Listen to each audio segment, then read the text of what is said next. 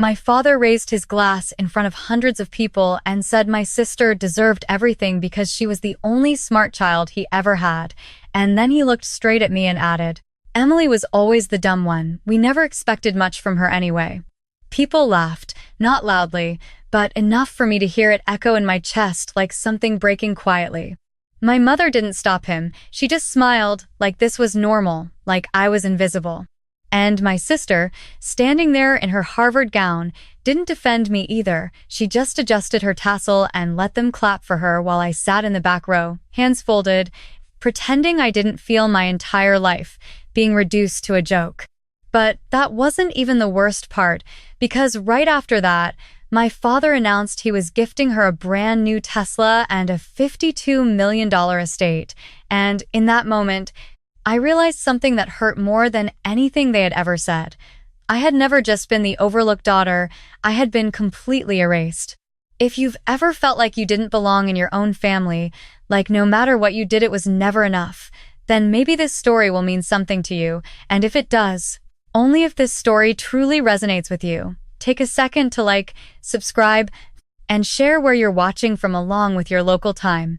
I always wonder who's out there listening when stories like this are told. My name is Emily Carter. I'm 32 years old, and this was the night everything in my family finally changed forever. Though at the time, sitting in that chair at the back of that auditorium, I still believed I was exactly who they had always told me I was. It's strange how a single label can follow you your entire life. How something said casually when you're 10 years old can become the script you live by at 20, at 30, maybe forever if you let it. In my family, my role had been decided early, long before I understood what it meant. Sophia was the brilliant one, the one who got straight A's without trying, the one teachers loved, the one my parents bragged about at every dinner, every holiday, every phone call. And then there was me, the quiet one. The one who asked too many questions but never seemed to have the right answers. The one who tried hard and still fell short. I remember being 12 years old, sitting at the kitchen table with a math worksheet spread out in front of me, my father standing behind me, tapping his finger against the paper like it had personally disappointed him. "Why is this so hard for you?" he said, not yelling, just tired, which somehow hurt more. Sophia would have finished this in 10 minutes. I stared at the numbers, trying to make them make sense, but all I could think about was how I was already losing a race I didn't even know I was in. That was the first time I heard it clearly, the phrase that would follow me for years. "You're just not like her, Emily. You're slower. It's okay. Not everyone is meant to be smart."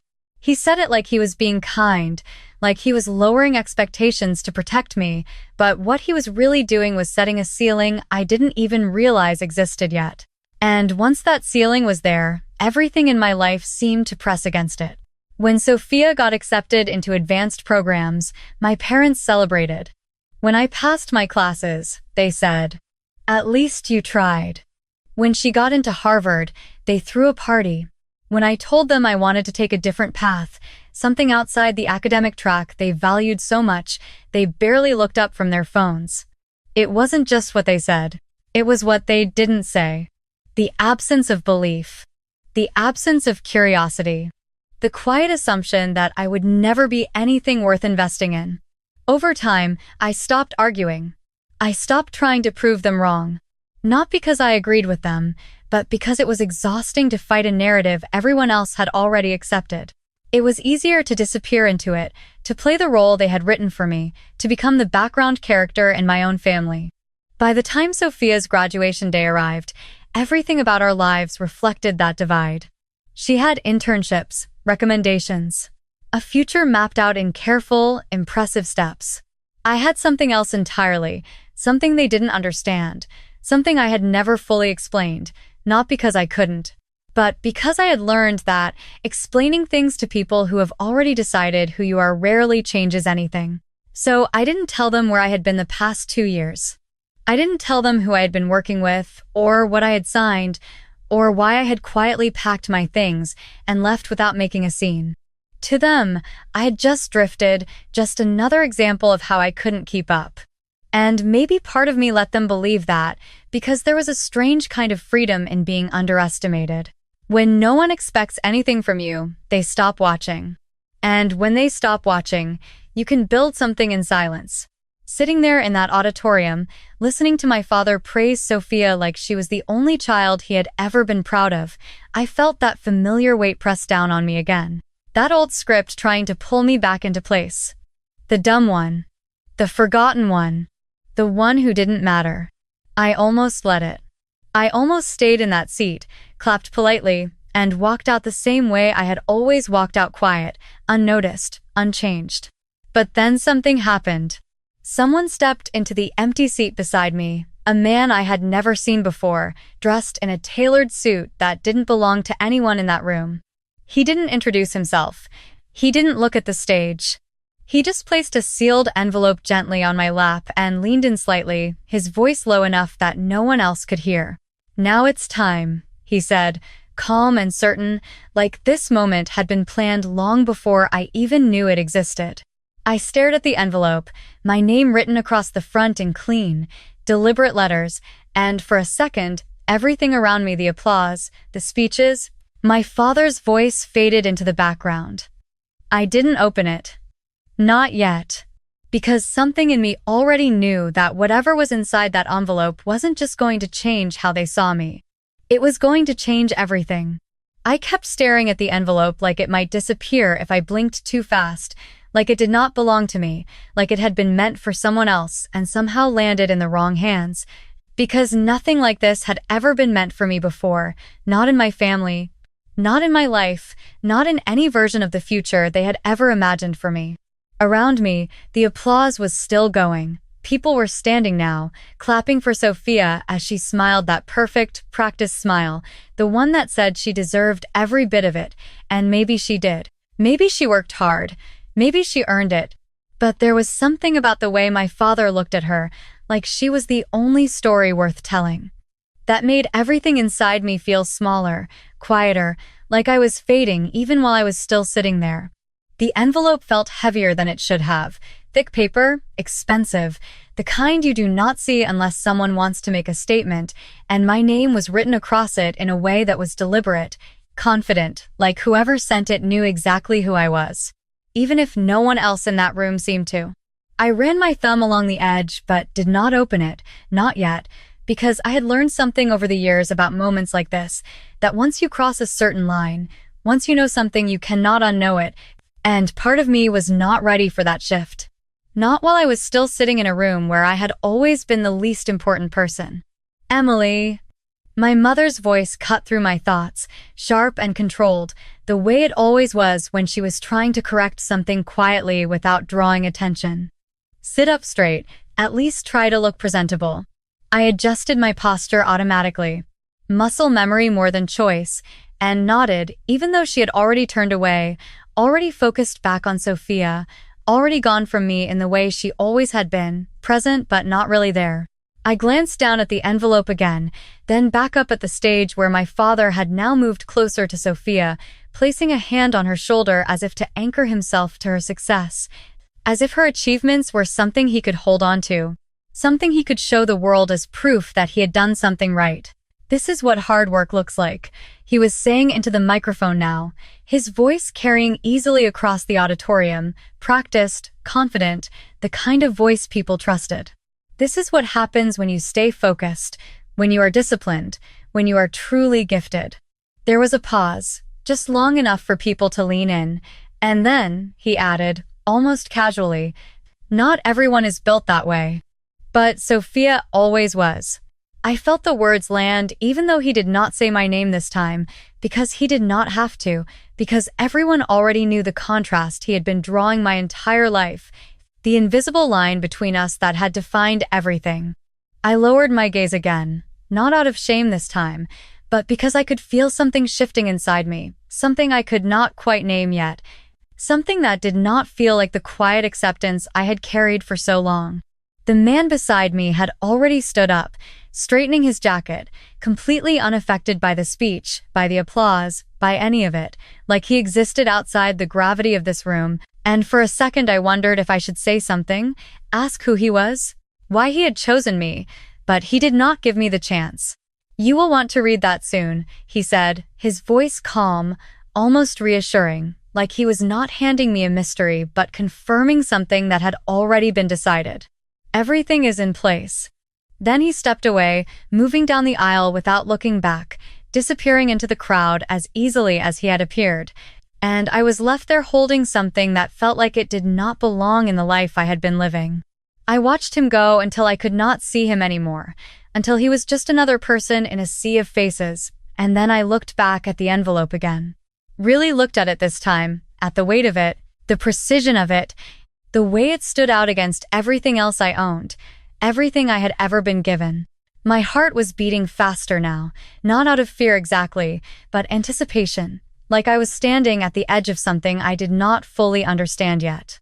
On stage, Sophia had started her speech, her voice steady, confident, talking about opportunity, about support, about how grateful she was for everything our parents had done for her, and I felt a strange mix of emotions listening to her. Because she was not lying, not entirely, she had been supported, she had been encouraged, she had been seen in a way I never had been, and maybe she did not even realize the difference. Maybe from where she stood, everything looked fair, balanced, deserved. "I would not be here without my family," she said, smiling out at the crowd, and people nodded, people clapped, people believed it, and I sat there thinking about all the moments that had never been part of that narrative. All the times I had been told to lower my expectations, to be realistic, to accept less. The envelope was still unopened in my hands, and for a moment I considered slipping it into my bag, waiting until I got home, waiting until I was alone, where whatever was inside it could not be seen, could not change anything in this room, could not disrupt the version of reality everyone here seemed so comfortable with. But then my father laughed at something, Sophia said, loud and proud, and I saw the way people turned toward them, drawn to that energy, that certainty, that story of success. And something inside me shifted again, stronger this time, clearer. I realized I had spent my entire life waiting for the right moment to matter, waiting for permission to step out of the role they had given me, and that moment had never come. Because it was never going to be given to me. If anything was going to change, it was going to have to come from me. I took a slow breath, steadying my hands, feeling the texture of the paper beneath my fingers, and without letting myself overthink it, without giving doubt the chance to pull me back. I slid my finger under the seal and began to open the envelope, not knowing that whatever I was about to read was going to do more than just answer questions. It was going to rewrite everything I thought I knew about who I was, and more importantly, who I was never meant to be. The paper inside was thicker than I expected, the kind that does not bend easily, the kind used for documents that matter, and as I unfolded it slowly, carefully, I felt something in my chest tighten, not with fear, but with the weight of something I had been moving toward for years without ever saying it out loud. The first thing I saw was not a letter, not a message, but numbers, clean and precise, printed in a format I recognized immediately, even though it had been a long time since I had looked at anything like it in a public space like this. Account confirmation. Transfer authorization. And then the number, sitting there in bold like it had been waiting for me to finally acknowledge it. $52 million. For a second, I thought I was reading it wrong, that maybe my eyes were skipping, adding zeros that were not there, because that kind of number does not belong in a life like mine, not the one my family believed I had been living. I blinked, looked again, and it was still there, unchanged, undeniable. My name was printed just below it, Emily Carter, not as an afterthought, not as a secondary line, but as the primary account holder. I could hear Sophia still speaking in the background, her voice steady, talking about ambition and discipline, but her words felt distant now, like they were coming from another room, another life. I turned the page, my fingers moving slower now, more deliberate, because I already knew this was not a mistake. This was not something sent to the wrong person. This was something that had been building quietly, piece by piece, decision by decision, while everyone else had been too busy underestimating me to notice.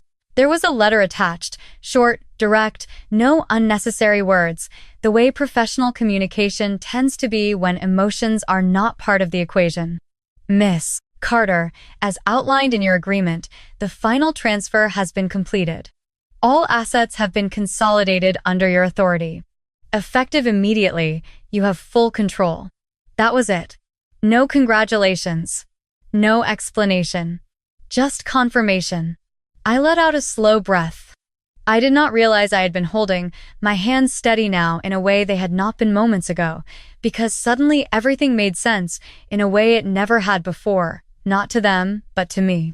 The late nights, the decisions I had made that no one had understood, the distance I had created on purpose, the silence I had chosen instead of defending myself every time they called me something I was not. It had not been avoidance. It had been strategy. I lowered the paper slightly, just enough to look up at the stage again, and for the first time that day, I did not see it the same way. My father was still standing there, proud, confident, completely certain of the story he was telling, completely unaware that it was about to change. My mother was watching Sophia with that same quiet approval, that same belief that everything was unfolding exactly the way it should.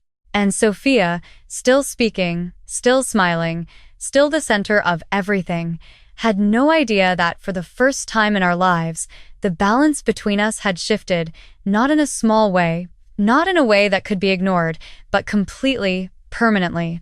But I did not stand up. Not yet, because this was the part most people get wrong. They think power is loud, immediate, something you have to prove the second you have it. But real power does not rush. It does not need to interrupt. It waits until the moment is right, until the impact is undeniable. I folded the paper carefully, placing it back inside the envelope, my movements calm, controlled, the way they had been trained to be over the years, because even now, even with everything in my hands, I was not interested in reacting. I was interested in timing. Emily. A voice whispered from behind me, one of my relatives leaning forward just enough to be heard without drawing attention. You should at least try to look happy for your sister. I turned slightly, offering a small, polite smile, the kind that reveals nothing, the kind I had perfected over time. I am, I said quietly, and it was not entirely untrue. I was happy, just not for the reasons they thought. The speech was ending now, applause building again, people rising to their feet, and I could feel the energy in the room shifting toward its final peak. Toward the moment where everything would be wrapped up neatly, where my father would probably say one last thing, where Sophia would be surrounded, celebrated, lifted even higher. And for a brief second, I imagined what would happen if I stayed silent. If I walked out of this room the same way I had walked into it, carrying this with me, letting them continue believing what they had always believed. They would never know. They would keep their version of me intact. The dumb one. The one who did not matter. And I would move on, build my life without them, succeed in ways they would never see. It would be easier, cleaner. No confrontation, no scene. But then I remembered something, not a specific moment, but a pattern. Years of small dismissals, quiet corrections, the way my father's voice always carried just enough doubt when he talked about me, the way my mother never once challenged it. The way Sophia had learned, even without meaning to, that she did not have to question her place because it had always been secured at my expense. This was not just about money. It was not even really about recognition. It was about truth. And for the first time, I had the ability to make that truth visible, not through arguments, not through explanations they would dismiss, but through something they could not ignore, something they could not redefine to fit their narrative. The applause reached its peak, people standing fully now, and my father stepped forward again, raising his hand slightly to quiet the room for one last remark. I felt my heartbeat steady, not racing, not uncertain, but aligned, like everything inside me had finally settled into place. I tightened my grip on the envelope just slightly, enough to remind myself it was real, that this was not something I had imagined, and then I leaned forward in my seat, preparing to stand, knowing that what I was about to do was not just going to interrupt the story they had been telling for years, it was going to end it. I stood up slowly, not in a rush, not drawing attention yet, just enough to feel my body shift out of the place it had been in for years, that quiet corner where I had always stayed, and for a moment no one noticed. Because all eyes were still on my father as he adjusted the microphone, preparing to deliver what was probably meant to be his final proud statement of the night. "Before we close," he began, his voice warm, confident, completely in control. "I just want to say one more thing about my daughter Sophia, because moments like this do not come often, and when they do, you celebrate them properly." The crowd leaned in, smiling, ready to applaud again, ready to agree with whatever he said next, because he had already given them a story they understood, a story they believed in, a story where everything made sense. I took a step forward into the aisle, the envelope still in my hand, my grip steady, my breathing even, and still, no one noticed, because I had spent my entire life being easy to overlook. "Sophia has always been exceptional," he continued, his tone softening just slightly, as if he was letting them in on something personal. "From the moment she was a child, we knew she was different. We knew she was going to achieve things most people only dream about."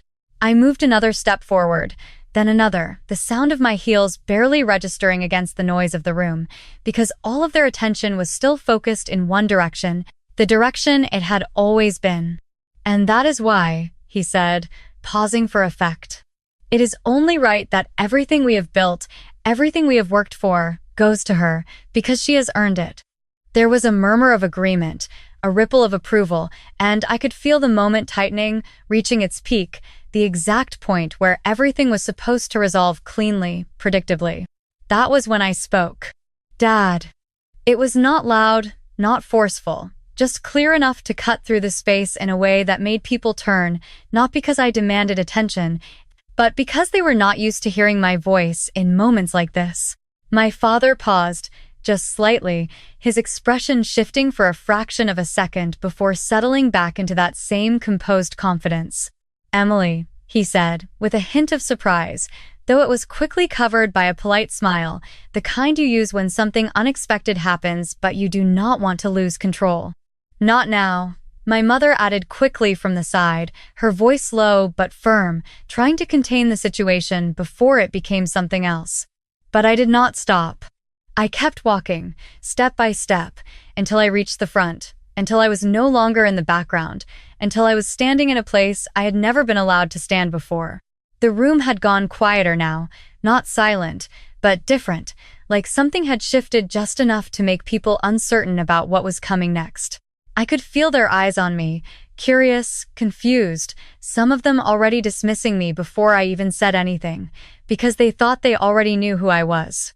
My father leaned slightly away from the microphone, lowering his voice as he spoke to me, though everyone close enough could still hear. "Emily, this is not the time," he said, his tone controlled, but there was something underneath it now, something tighter. "We can talk later." I met his eyes, calm, steady, not challenging, not emotional, just present in a way I had never been before. "I will not take long," I said, and before he could respond, before anyone could redirect the moment, I turned slightly toward the audience, toward the room that had just witnessed me being reduced to a footnote in my own family's story. "I just wanted to say something," I continued, my voice even, carrying without effort, because I was not trying to overpower anyone, I was simply speaking. There was a pause, a brief hesitation in the room, like people were waiting to see if this was going to be awkward, forgettable, something they could laugh off later. I could feel my mother's eyes on me, sharp, warning, and Sophia standing just a few feet away, her expression unreadable, somewhere between confusion and mild irritation, like this was an interruption she had not planned for. "My dad is right," I said, and I saw the relief flicker across his face for a split second, the assumption that I was about to support the narrative he had just built. "Sophia is exceptional." A few people nodded, the tension easing slightly, but I was not finished. "She has always been given every opportunity to succeed," I added, my tone unchanged, still calm, still measured, but now there was a different kind of attention in the room, a subtle shift, like people were starting to listen more closely. My father's smile tightened just a little, not enough for most people to notice, but I saw it. "And I have always been told I was not. I continued, not accusing, not dramatic, just stating something that had always been there, something everyone in that room had already accepted in some form. There was a ripple of discomfort now, quiet but real, because people do not like when the unspoken becomes spoken, when the background becomes visible. "Emily," my mother said again, more urgently this time, but I did not look at her. I did not look at anyone except the space in front of me, because this was not about them anymore, not in the way it used to be. "And for a long time," I went on, "I believed that." The room was still now, fully still, the kind of silence that only happens when something real is about to surface. I could feel it, the weight of it, the anticipation, and I let it sit there for just a moment longer, because timing mattered. Because this was not about reacting, it was about revealing. Then I lifted the envelope slightly, just enough for it to be seen, not dramatically, not like a performance, just enough to shift the focus, just enough to introduce something new into the story they thought they understood. "But I learned something over the past few years," I said, my voice steady, unwavering. "Something that changed everything." My father's expression had shifted now, no longer confident, no longer entirely certain, and Sophia was watching me closely, her smile gone, replaced by something sharper, something more alert. "You do not have to be the person other people decide you are," I continued, and I could feel every eye in the room on me now, fully engaged, fully present, because the story had changed, and they could feel it even if they did not yet understand how. I glanced down at the envelope for just a second, then back up, and in that moment, I knew there was no going back to the version of me they had always known, no returning to that quiet seat in the back. "And sometimes," I added softly, "the truth just takes a little longer to show up." I let the words settle, let the silence stretch just enough, and then I began to open the envelope again, this time not in private, not hidden, but in front of everyone, knowing that whatever came next was not just going to surprise them. It was going to redefine everything they thought they knew about me. I pulled the paper out slowly, not rushing, letting the sound of it unfold fill the silence that had taken over the room, and for the first time in my life, I could feel something shift in the way people were looking at me, not recognition yet, not respect, but curiosity, and that alone was already different from the way they had always seen me. My father stepped slightly closer, his voice low, controlled, the kind of tone he used when he thought something could still be managed quietly. "Emily, whatever this is, we can handle it later," he said, his smile still fixed for the audience, but his eyes sharper now, searching for control. I did not look at him. I kept my attention on the paper in my hands, letting the moment breathe, letting the weight of it settle across the room.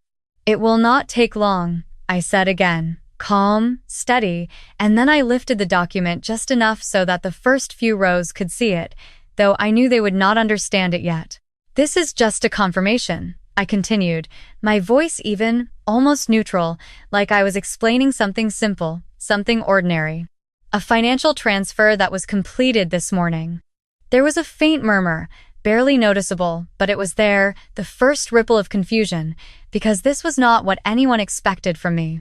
My father let out a small breath through his nose, a quiet sign of impatience. "Emily," he said, a little more firmly now, "this is not appropriate." I finally turned my head slightly toward him, not confrontational, just enough to acknowledge his presence. "You are right," I said softly. "It is not appropriate." There was a pause, just long enough for him to think I was about to step back, to sit down, to return to the role I had always played.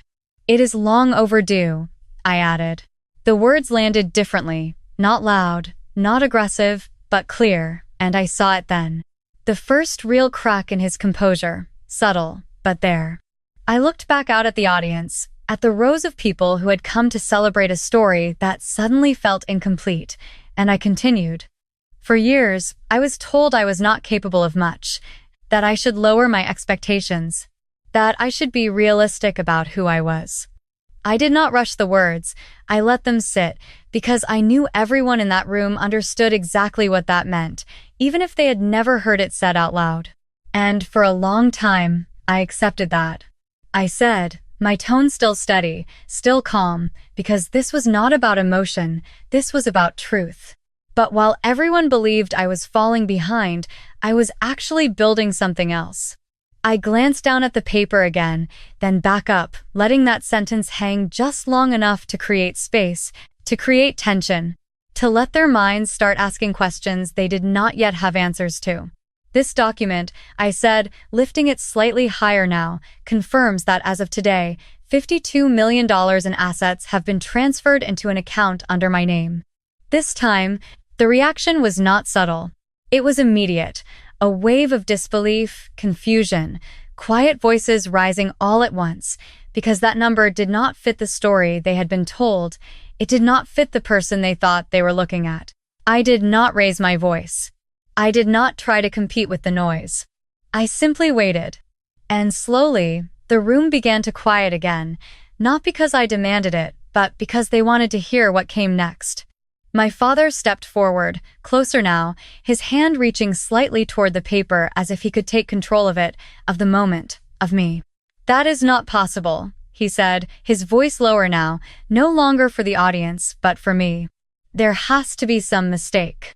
I met his gaze fully this time, calm, steady, and for the first time, I did not feel like I was standing beneath him, trying to be seen. "There is no mistake," I said. Sophia was staring at me now, her expression no longer composed, no longer certain, her eyes moving between me and the document like she was trying to solve something that did not make sense. "Emily," she said, her voice quieter than I had ever heard it. "What is this?" I turned slightly toward her, not with anger, not with resentment, but with something much simpler. "Clarity. It is what happens," I said gently, "when you stop waiting for people to believe in you and start building something they cannot ignore."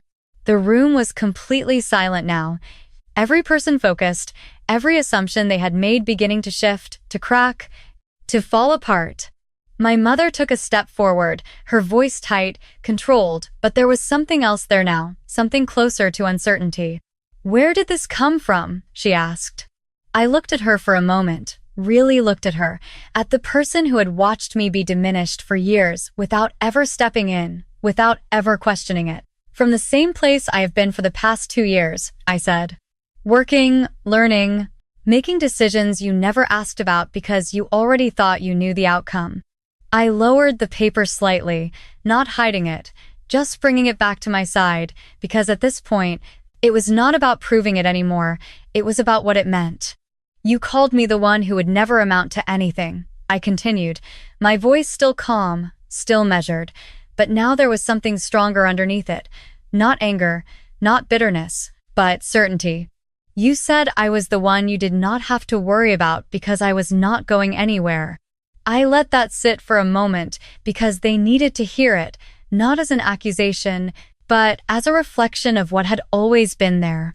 Then I took a small breath and added, "You were right about one thing." My father's eyes narrowed slightly, waiting, bracing. "I was not going where you expected," I said. And in that moment, standing there in front of everyone, I could feel it completely, the shift that had been building for years finally becoming visible, not just to them, but to me. The realization that I had never been what they called me. I had just been waiting for the right moment to stop believing it. No one spoke for a few seconds after that, not because they did not have something to say, but because they did not yet know how to say it without losing control of the version of reality they had been holding onto for years. I could see it in my father's face, the way his confidence had not disappeared completely, but had shifted into something more calculated, like he was trying to find a way to reinterpret what had just happened into something that still made sense to him. "Emily," he said finally, his voice measured, careful. "You do not just receive that kind of money without context. There are processes, there are qualifications, there are explanations." He chose his words deliberately, as if by structuring the situation logically, he could bring it back under control. I nodded slightly, not in agreement, but in acknowledgement of the framework he was trying to apply.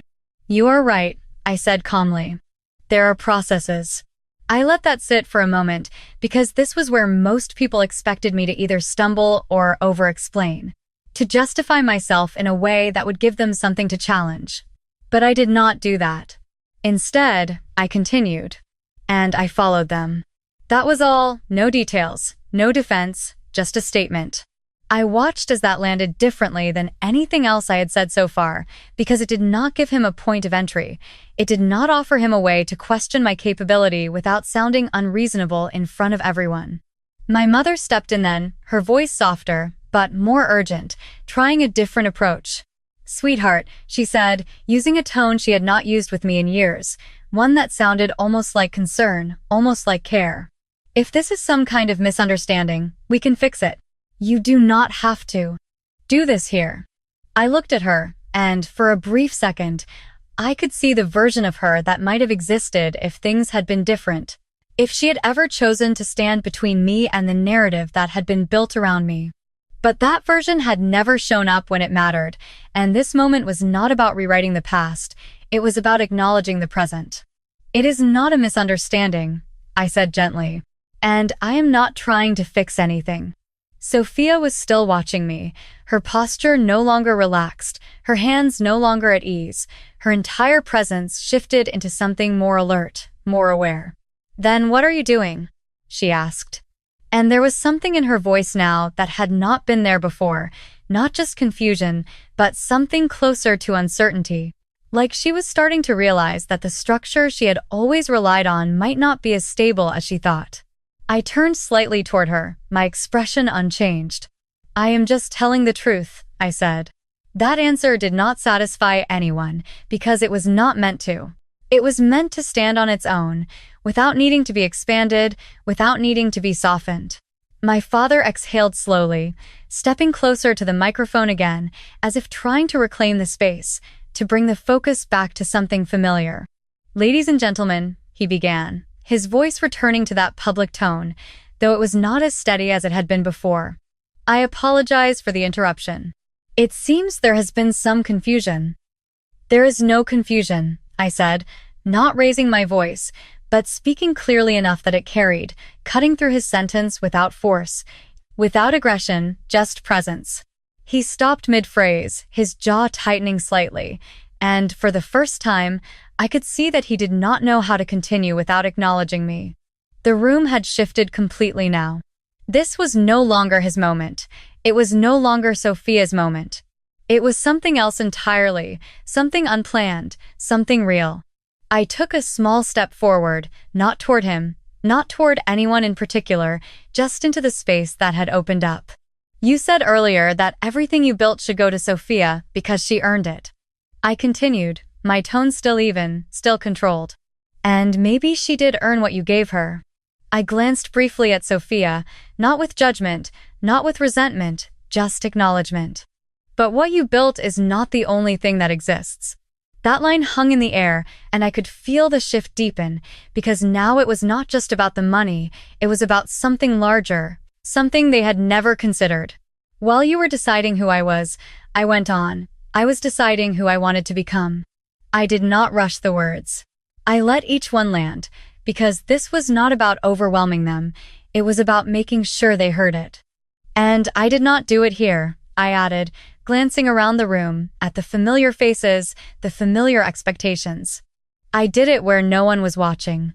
My father's expression hardened slightly, not in anger, but in resistance, like he was trying to reject the premise of what I was saying without directly confronting it.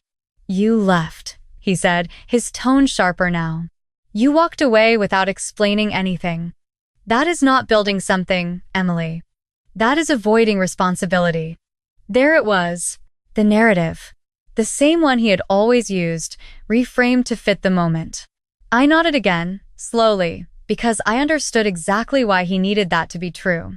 "It probably looked that way to you," I said. "Because you were not looking for anything else." That landed harder than anything else I had said, not because it was louder, but because it was precise.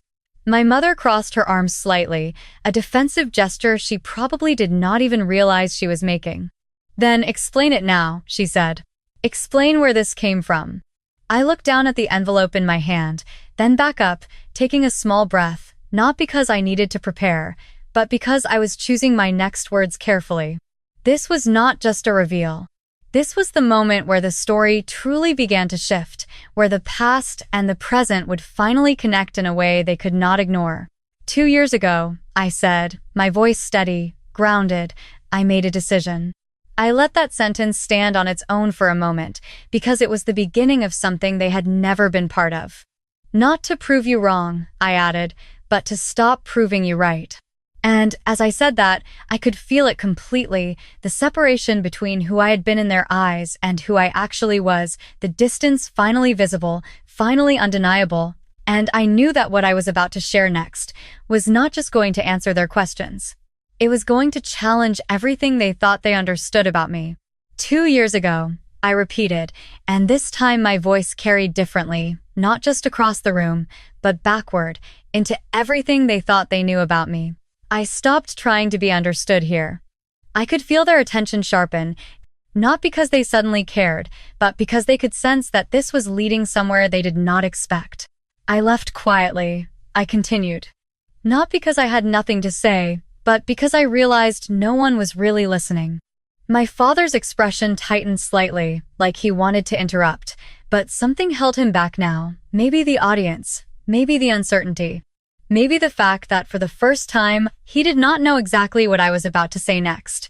At the time, I said, it probably looked like I was drifting, like I was giving up, like I just could not keep up with everything you expected. I glanced at him briefly, not challenging, just acknowledging the version of me he had always believed in. And you accepted that? I added softly. There was no accusation in my tone, but the truth of it landed anyway. My mother shifted slightly, her posture more rigid now, her eyes fixed on me in a way that felt different from before, more focused, more uncertain. But what you did not see, I continued, was that I was learning how to operate in a completely different environment, one where no one cared about labels, one where results were the only thing that mattered. I paused just long enough to let that sink in, because this was the first real crack in the narrative they had built around me. I started small, I said, my voice steady, grounded in memory. Not because I had to, but because I chose to. I wanted to understand how things actually worked, not just what people said about them. The room was completely silent now, not the polite silence from before, but the kind that comes when people realize they might have missed something important. I worked long hours. I went on. Sometimes 12, 14 hours a day, not because anyone asked me to, but because I needed to prove something to myself, not to anyone else. I could feel their attention pulling in tighter, the curiosity building, because this was not the story they expected from me. And for a long time, nothing changed on the outside, I said. There were no big announcements, no visible success, nothing you could point to and say, this is it. I let out a small breath, remembering those days, the quiet, the uncertainty, the discipline it took to keep going without recognition. But underneath all of that, I added, something was building. Sophia shifted her weight slightly, her eyes narrowing just a little, not in hostility, but in concentration, like she was trying to piece together something that did not fit into the framework she had always relied on. Emily, she said quietly, what exactly were you doing? I looked at her, and for a moment, I saw something I had not seen before, not superiority, not confidence, but genuine curiosity. I was working in a place where performance was measured differently, I said, where no one cared where you came from or what anyone had ever called you. I did not give a name. I did not give details. Not yet. Because this was not about impressing them with specifics, it was about shifting their understanding of me. And over time, I continued, I earned something I had never had before. I paused, letting the moment stretch just enough. Leverage. That word landed differently. It was not emotional. It was not personal. It was structural. My father's expression changed slightly, his eyes narrowing, not in dismissal this time, but in analysis, like he was starting to recognize the shape of something he could not yet fully define. Leverage does not come from being the smartest person in the room, I said. It comes from understanding how the room works. I could feel the shift deepen now, the room leaning in, the audience no longer just watching, but listening, actively trying to follow where this was going. And once you understand that, I added, you can start making decisions that compound over time. My mother shook her head slightly, almost instinctively. This does not explain $52 million, she said, her voice tight, holding onto something familiar, something she could still question. I nodded, because she was right. From her perspective, it did not make sense yet. You are right, I said again. It does not. Not if you only look at the surface. I lifted the envelope slightly, not to show it again, but to anchor the conversation back to something real, something tangible. But this, I said, is not the result of one decision. It is the result of hundreds of small decisions, made consistently, over time, in an environment where no one was underestimating me. I let that settle, because that contrast mattered more than anything else I had said so far. And eventually, I continued, those decisions led to opportunities. I did not rush the word. I let it sit there, because it carried weight, because it implied something larger, something structured. Not the kind of opportunities you talk about at dinner, I added, glancing briefly at my father. But the kind that come with expectations, with accountability, with real consequences if you get them wrong. The room was completely still now, every person focused, every assumption continuing to shift. And I did not get them wrong, I said quietly. That line did not need emphasis. It stood on its own. My father exhaled slowly, his posture changing just slightly, less certain now, less anchored. So, you are saying, he began, choosing his words carefully, that you built this, on your own? I looked at him for a moment, considering the question, not because I did not know the answer, but because I understood what he was really asking, whether there was something behind me he could attribute this to, something that would make it easier to accept. I am saying, I replied, that I stopped waiting for someone to give me permission to be more than what you expected. There was a silence after that, heavier than anything before, because this was no longer just about money.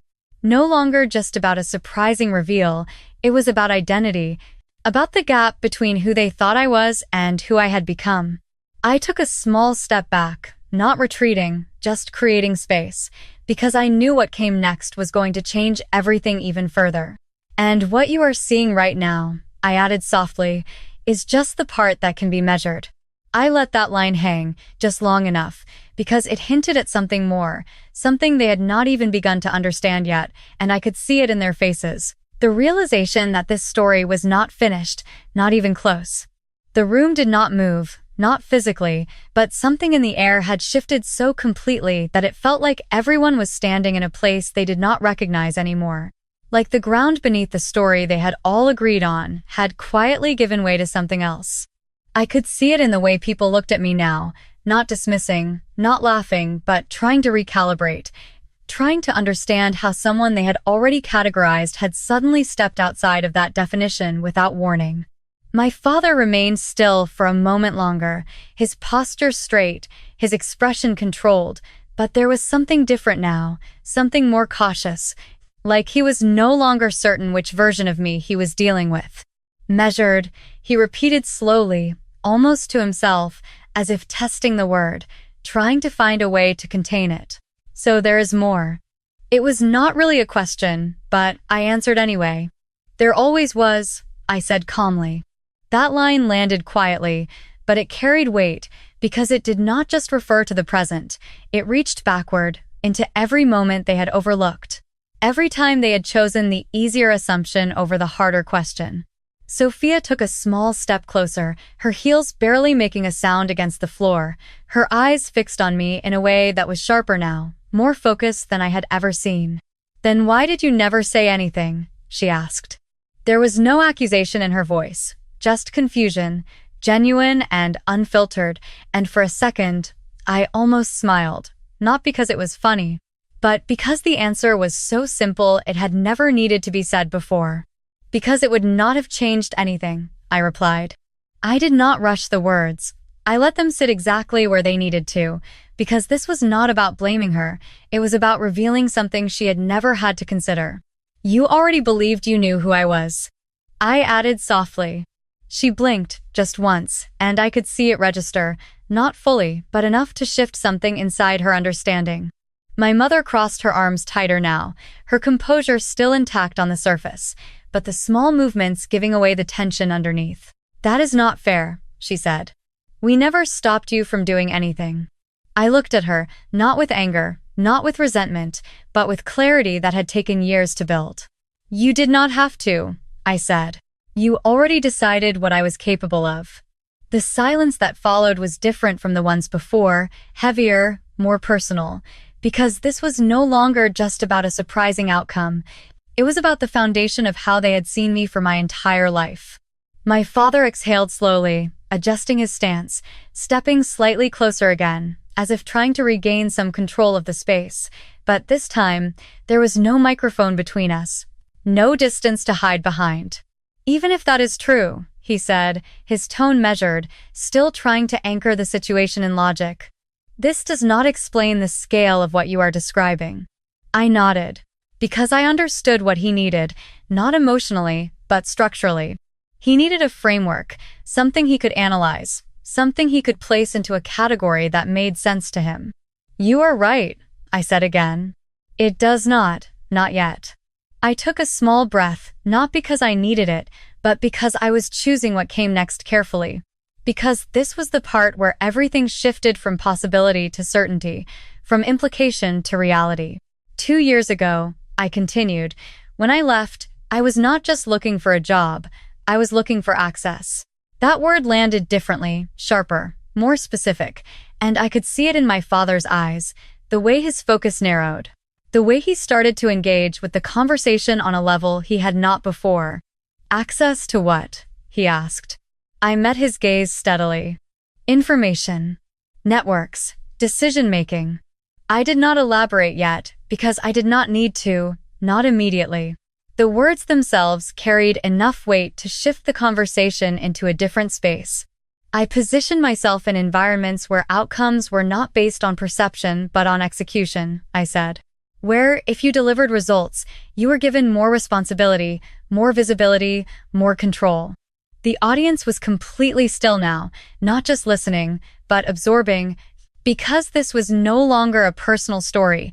It was something broader, something they could recognize even if they had never experienced it directly. And over time, I continued, those responsibilities turned into opportunities that most people never even see. I glanced down briefly at the envelope in my hand, then back up, grounding the moment again. Not because I was lucky, I added, but because I was prepared when they showed up. Sophia's voice came again, quieter this time, almost hesitant. "What kind of opportunities?" she asked. I looked at her, and for the first time, I saw something in her expression that had never been there before, not confidence, not certainty, but curiosity mixed with something else, something closer to humility. "The kind where decisions affect more than just one person," I said. "Where you are not just managing tasks, but influencing outcomes at a scale that most people never consider." I let that sit for a moment, because it mattered that they understood the difference, not in detail, but in scope. My mother shook her head slightly, as if trying to reject the direction the conversation was going, to pull it back into something smaller, something more familiar. "This still does not make sense," she said. "People do not just step into that kind of position." I held her gaze for a moment, steady, calm. "They do not," I agreed, "unless they have spent years preparing for it without anyone noticing."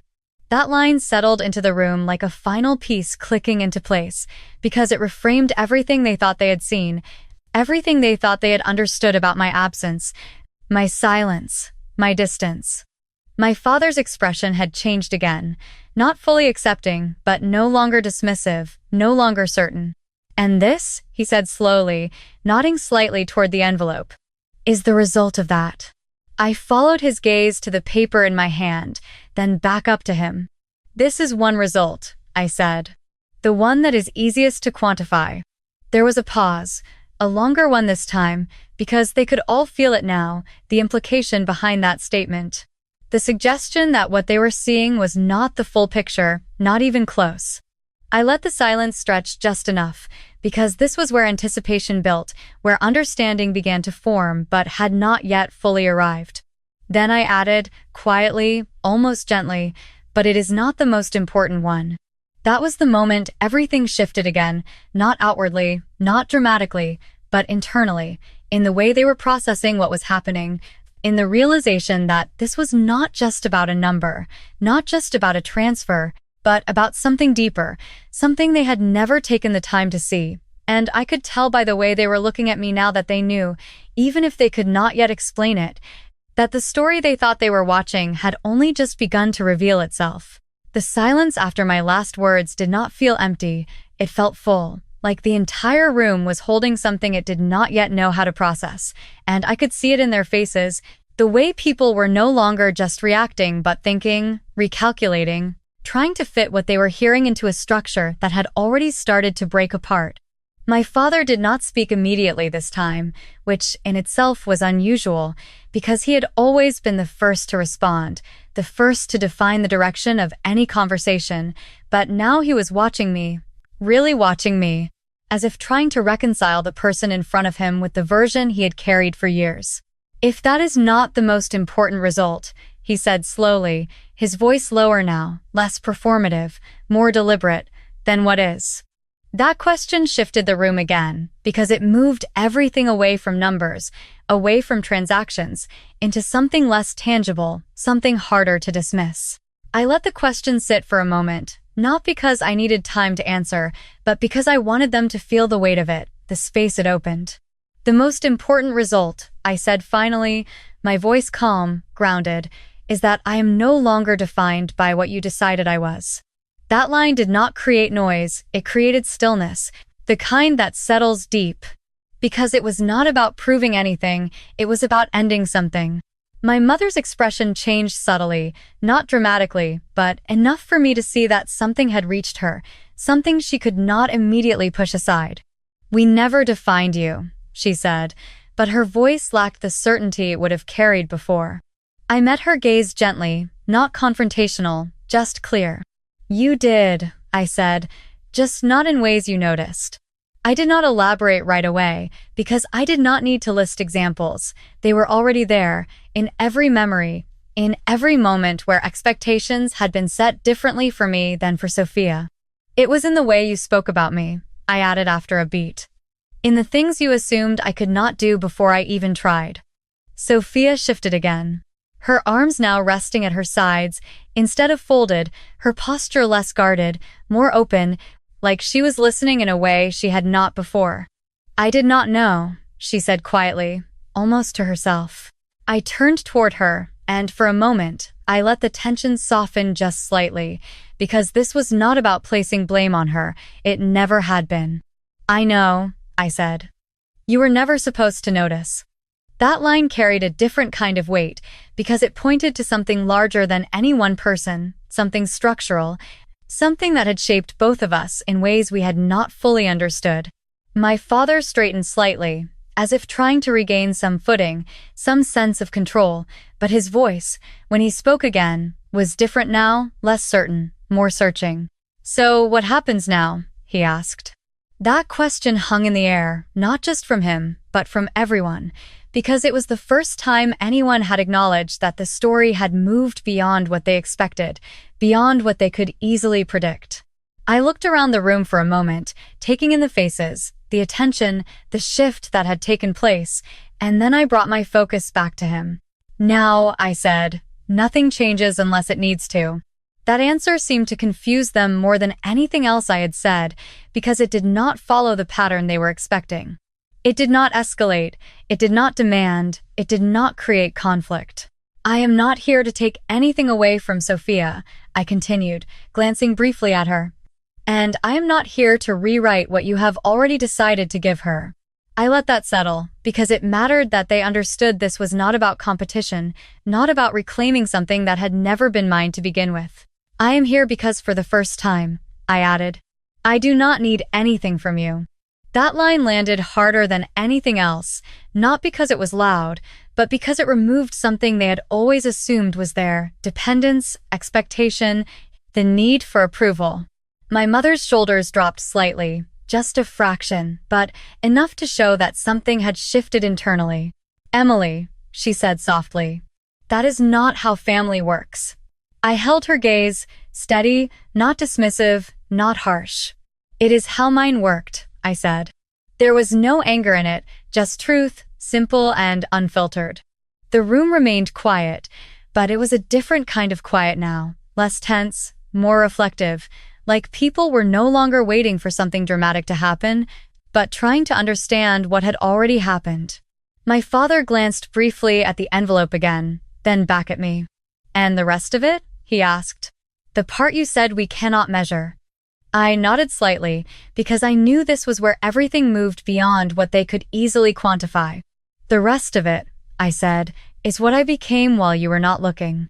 I let that line sit, because it was not something that could be explained in numbers or documents. It was something they had to feel, something they had to recognize without being told. "It is the discipline," I continued, "to keep going when no one is expecting anything from you. It is the clarity to understand where you are being underestimated and use that as an advantage instead of a limitation." I could see it in their faces, the way they were processing it, the way it was reframing things they had never questioned before. "And most of all," I added, "it is the ability to stand here, in this moment, without needing you to see me differently in order to know that I am." That was the shift, the final layer, the part that could not be taken away, could not be reinterpreted, could not be dismissed. Sophia took a small step closer again, her voice softer now, almost careful. "And you are okay with that?" she asked. I looked at her, and for the first time, there was no distance between us, not because everything had been resolved, but because something real had been acknowledged. "I am more than okay with it," I said. "I built my life without it." The words settled into the room, not as a challenge, not as a declaration, but as a fact, something solid, something complete, and in that moment, I could feel it clearly. The shift that had taken years finally fully visible, not just to them. But not was Nas. Not was no version of the past that had not just changed against circumstances. I had changed my position entirely, and there was no version of the past that could pull me back into who I used to be. No one clapped after that, no one spoke, no one even shifted in their seat, because something about what I had just said had moved the room into a place where applause would have felt out of place, almost inappropriate. Like you do not celebrate when something real is finally understood, you sit with it. I could feel their attention still on me, but it had changed. It was no longer curiosity mixed with doubt. It was something quieter, something closer to recognition, even if they did not fully understand what they were recognizing yet. My father looked at me differently now, not as someone he needed to correct or guide, but as someone he could not immediately categorize, and that alone told me everything had already shifted. He adjusted his stance slightly, his hands no longer as relaxed as before, his posture still composed but no longer dominant.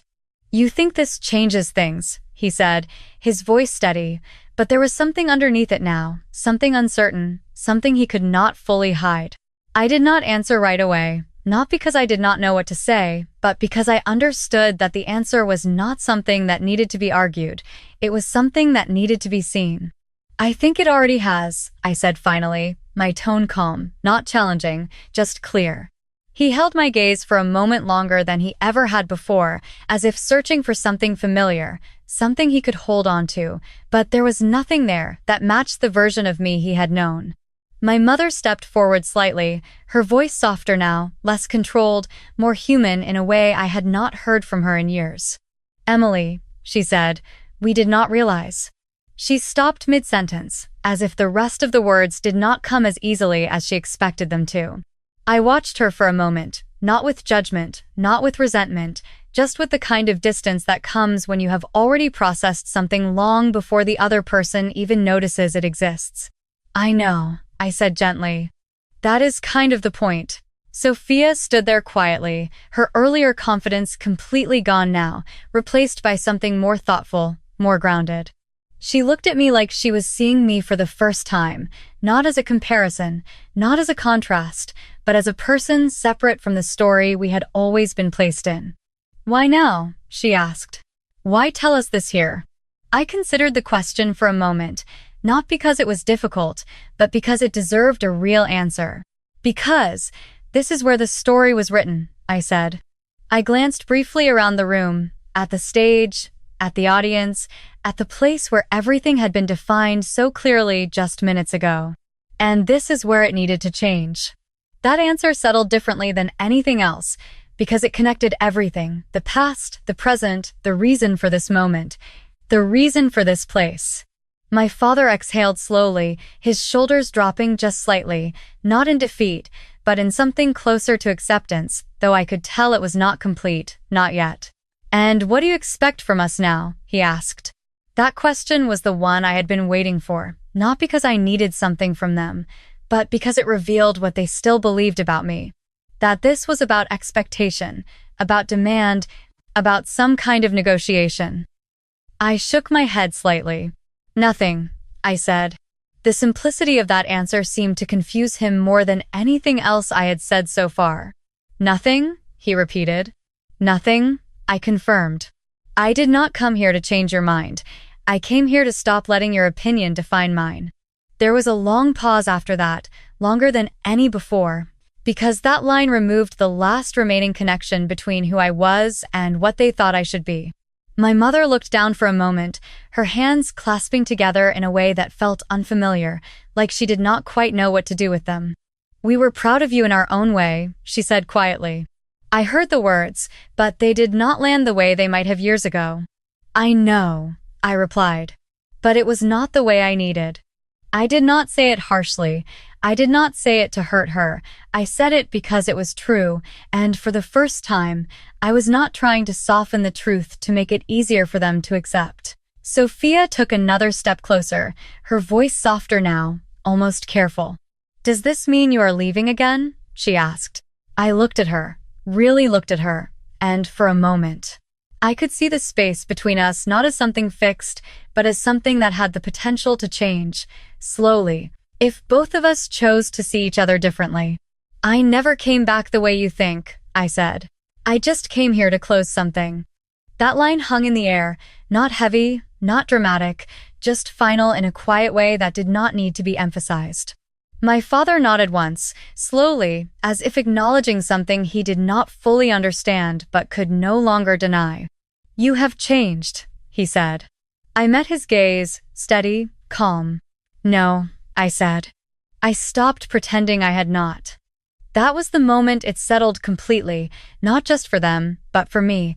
The realization that this was not about becoming someone new. It was about revealing who I had been building into all along, without their approval, without their recognition, without their permission. The room remained quiet, but it was no longer tense.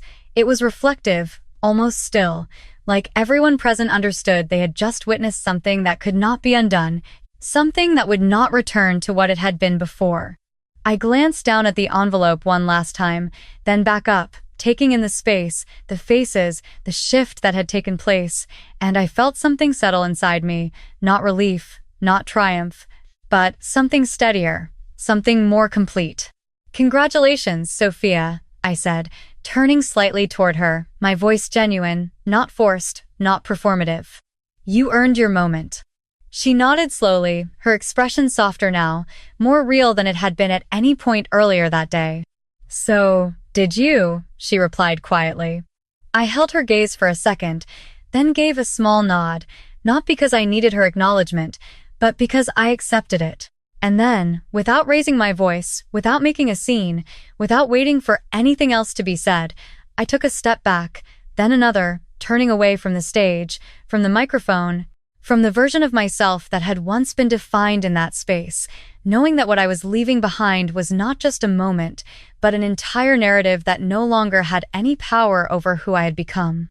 The sound of my heels against the floor felt different as I walked away, not louder, not softer, just clearer, like for the first time I could actually hear myself moving forward instead of blending into the background of someone else's moment. No one stopped me at first. No one called my name. The room behind me stayed quiet, not frozen, but suspended, like everyone was still catching up to something that had already happened. I did not rush. I did not look back immediately, because I knew if I did, I might see something that would try to pull me into the past again, into the version of me that had always turned around, always waited, always hoped for something different from the same people. But that was not who I was anymore.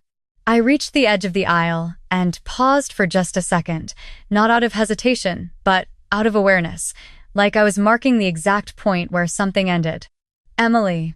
My father's voice came from behind me, not loud, not commanding, just unfamiliar. I stopped, but I did not turn right away. That alone felt like a change, because there had been a time when his voice would have pulled me back instantly, without question. "Can we talk?" he added. And there was something in that question that had never been there before.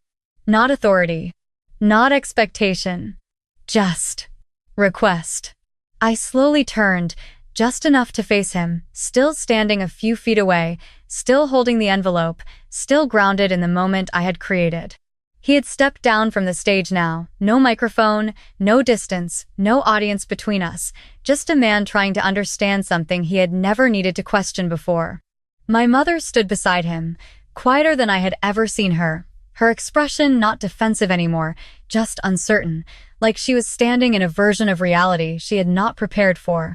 Sophia was a little behind them, watching both of us, her eyes moving back and forth like she was trying to follow something that was still unfolding. "We should not do this here," my father said, his voice lower now, more private, even though the entire room was still listening. I looked at him for a moment, and I could see it clearly, the shift in how he was speaking to me, not as someone beneath him, not as someone he needed to correct, but as someone he did not quite know how to approach anymore. "We already did," I said calmly. There was no edge in my voice, no resistance, just a simple acknowledgement of what had already happened. He nodded slightly, as if accepting that, even if he did not fully understand it yet. Then, later, he said, "We should sit down. All of us." The way he said it, carefully, deliberately, told me everything. This was not about continuing control. This was about trying to rebuild something he had not realized was broken. My mother stepped forward slightly, her voice softer, more fragile than I had ever heard it. "Emily, we did not know how much this affected you," she said. "If we had." She stopped again, like she had run out of words halfway through the sentence, like she did not have the language for something she had never taken the time to understand. I held her gaze, not cold, not distant, just honest. "You did know," I said gently, just not in a way that felt important enough to change. That truth landed quietly, but it stayed there, because it was not something that could be argued away, not something that could be reframed. Sophia took another step forward, closer now than she had been all day, her voice careful, like she was choosing every word before she said it. "I never meant for it to be like that," she said. I looked at her, really looked at her, and for the first time, I could see her separate from the role she had always played in my life. "I know," I said. "You were just living in the version of the story that worked for you." She nodded slowly, absorbing that, not rejecting it, not defending herself, just taking it in. There was a long pause after that, not uncomfortable, just real, like everyone was standing in the space between what had been and what might be next. My father glanced at the envelope again, then back at me. "You built all of this," he said, not as a question this time, but as a realization that had finally settled in. I nodded once. "Yes." He exhaled slowly, looking down for a moment before lifting his eyes back to mine. "And we were not part of it." That statement carried something different, not accusation, not guilt, just acknowledgement. "No," I said. "You were not." Another pause. Longer this time. Because now there was nothing left to explain, nothing left to reveal, just the reality of what had been said, what had been seen, what could not be undone. My mother's voice came again, quieter than before. "Can that change?" she asked. It was a simple question, but it carried everything. Regret, hope, uncertainty, all of it wrapped into a few words. I did not answer right away. Not because I did not know, but because this was the kind of question that did not have a simple answer, not in a moment like this, not after years of something that had been built slowly, quietly, without anyone noticing. I took a small breath, steady, grounded. "Maybe," I said. "But not because of this." I lifted the envelope slightly, just enough to make the point clear. Not because of money, not because of what I have now.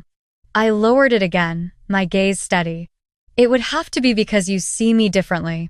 Not as who I was, or who you thought I was, but as who I am. They did not respond immediately, but I could see it in their faces, the understanding that this was not something they could fix quickly, not something they could resolve with a conversation or a decision. This was something that would take time, if it changed at all. Sophia nodded slowly, like she understood that part at least. My father looked at me for a long moment, then gave a small, almost imperceptible nod, like he was accepting something he had never expected to face. "We will try," he said.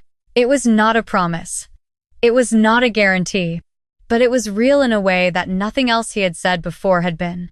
I held his gaze for a second, then nodded once in return. Not because I needed that from him, but because I acknowledged it. And then, without saying anything else, without extending the moment beyond what it needed to be, I turned again, stepping away from them, from the stage, from the version of my life that had been defined in that room, knowing that whatever happened next would not be built on what they thought of me, but on what I had already become. In the weeks that followed, nothing looked dramatically different from the outside, and maybe that was the strangest part, because after a moment that felt like it shifted everything, the world kept moving the same way it always had. People went back to their routines, the auditorium emptied, the celebration faded into memory, and yet something inside me had settled into a kind of quiet clarity I had never felt before. I moved into a place of my own a few miles outside the city, not extravagant, not something meant to prove anything, just a space that felt like mine, where every decision, every detail, every corner reflected choices I had made for myself, not expectations I had inherited. I still spoke to my family, but differently now, with space, with boundaries, with an understanding that love does not mean losing yourself to be accepted, and that respect cannot grow where identity is constantly diminished. My father was more careful with his words, my mother listened more than she spoke, and Sophia, in her own way, began to ask questions she had never needed to ask before, not about success, but about perspective. About what it means to truly see someone beyond the role they were given. It was not perfect, it was not instant, but it was real, and for the first time, that was enough. Looking back, I realized the most painful part was never being called the wrong thing. It was believing it for as long as I did, letting someone else's limited view become the boundary of my own life. But the moment I stopped asking for permission to be more, everything began to change, not all at once, not loudly, but steadily, in ways that could not be undone. And if you are listening to this right now, if you have ever felt overlooked, underestimated, or quietly pushed into a version of yourself that never felt true, I want you to know this. You are not defined by the way someone else failed to see you, and you do not need their approval to become who you already are. Sometimes the strongest thing you can do is not to prove them wrong, but to stop believing they were ever right. Thank you for staying with me through this story, truly, because sharing something like this is not about being heard by everyone. It is about reaching the ones who understand it in a way that cannot be explained. And if any part of this stayed with you, I would love to know where you are listening from and what time it is where you are right now. Because it reminds me that none of us are as alone in our experiences as we sometimes feel. And if this story spoke to your heart, only if it truly resonated with you, you can support by liking or subscribing. But more importantly, take a moment to reflect on your own story, because it matters more than you think. My name is Emily Carter. I am 32 years old, and the lesson I want to leave with you is this: never let someone else's definition of you become your limit.